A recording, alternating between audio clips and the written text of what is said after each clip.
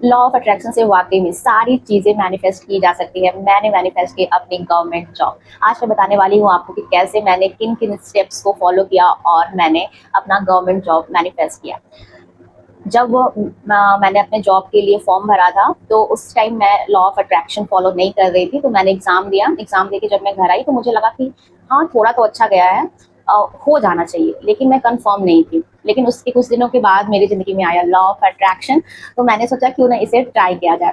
तो जब मैं लॉ ऑफ अट्रैक्शन की इनिशियल स्टेज में थी, जब मैं सीख रही थी, तो मैंने उस टाइम सबसे पहले हर सुबह उठकर मेडिटेशन करना चालू किया। एकदम से फिक्स टाइम पे मैं मेडिटेशन करती थी। मेडिटेशन के टाइम पे ही मैं विजुलाइज़ किया करती थी कि किस तरह से मेरा रिज़ल्ट आ गया है। मैं अपना रोल नंबर फाइनल लिस्ट में देख रही हूँ और मैं जैसे ही मैंने लिस्ट देखा, मैंने अपने मम्मी-पापा, भैया को बताया और मैं बहुत खुश हूँ। मैं हर जगह चिल्ला के बता रही हूँ, नाच रही हूँ, गा रही हूँ। मेरा दिल धड़कन सब पता नहीं किस स्पीड से, तेज़ी से चल रहा था कि मुझे वो खुशी सँभाले नहीं सँभल रही थी। मुझे ऐसा लग रहा था कि मैंने पता नहीं क्या अचीव कर लिया है। इस तरह की फीलिंग मैं जनरेट करती जब भी मैं विजुअलाइज़ेशन करती थी। उसके बाद जैसे ही इस फीलिंग में मैं होती, उसके बाद मैं तुरंत स्क्रिप्टिंग करती, अपनी फीलिंग्स को फिर से अपने डायरी पे लिखती, क्योंकि ऐसे करने से क्या होता है कि आप पूरे टाइम एक वाइब्रेशन में रहते हैं और आपको फ़ील होते रहता है, एकदम से उसी फ्लो में रहते हो आप, तो वो ज़्यादा आपके सबकॉन्शियस माइंड को यकीन दिलाता है और फिर वो वैसा हो ही जाता है।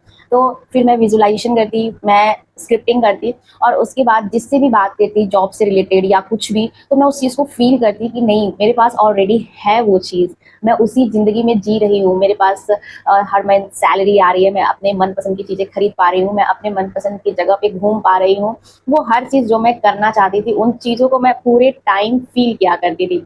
और जब भी कोई मुझसे पूछता कि तुम्हारा रिज़ल्ट कब आ रहा है? तो मैं हमेशा कहती कि वो बस पहुँचने ही वाला है, अब तो आ ही रहा है। इस तरह के मेरे रिस्पॉन्स रहते थे। तो मैंने ओवरऑल ये किया कि जो रिज़ल्ट मुझे चाहिए होता हुआ, उसके बारे में मैं पूरे टाइम ये फीलिंग के साथ रहती थी कि वो मेरे पास आ गया है और मैं वो लाइफ़ जीना शुरू कर दी हूँ। पूरे बिलीव के साथ, उसके ऊपर एक भी ज़रा डाउट नहीं।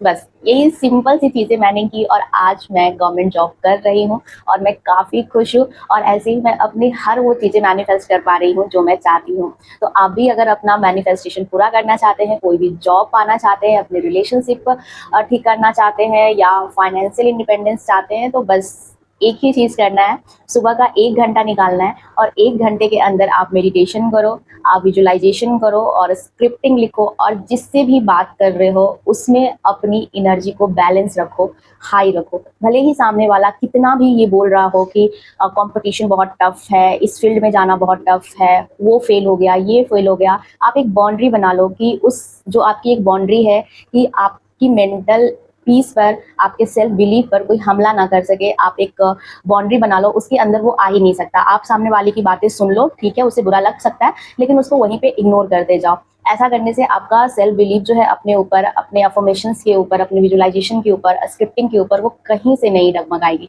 हम जो आस-पास की बातें सुन लेते हैं, वही लोग हमारा विश्वास हिला देते हैं और हम उन चीज़ों को सच मानने लगते हैं। तो आप सिंपल सा मुश्किल से सुबह का 1 घंटा इसे अप्लाई करो और उस 1 घंटे का वाइब्रेशन अगर आपके ज़िंदगी में कम से कम रात के 8-9 बजे तक रह जाता है, तो यकीन मानो आपकी ज़िंदगी निश्चित तौर पे बदल जाएगी पूरी तरह से। इसे आप ट्राई करके देखो और फिर मुझे कमेंट बॉक्स में आकर